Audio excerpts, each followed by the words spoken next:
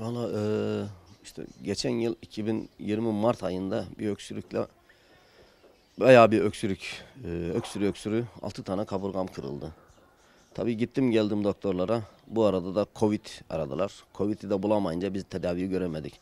Öksürük devam edince 6 tane kaburgam kırıldı. 5 ay kırık gezdik. Kırık gezdikten sonra 5 ay sonra ameliyat oldum. Bir ameliyat oldum. Bir hafta sonra bir ameliyat daha edildi. Bir gün sonra bir ameliyat daha. 15 gün sonra bir ameliyat daha. Tabii bu arada taktıkları platinler tutmadı. 2,5 ay sonra platinler attı. Bağladıkları tel koptu.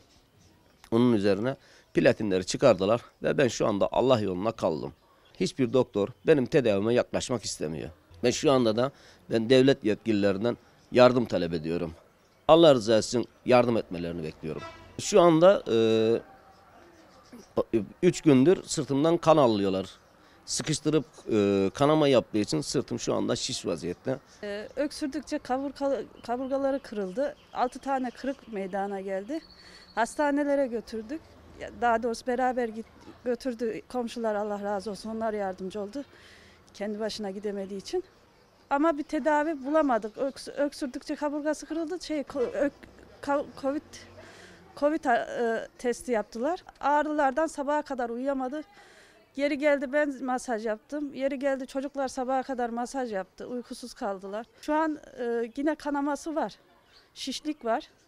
Yürümekte zorluk çekiyor. Hareket kısıtlığı var. Kollarını hareket edemiyor. Ağır kaldıramıyor. Eski işini yapamayacak durumda.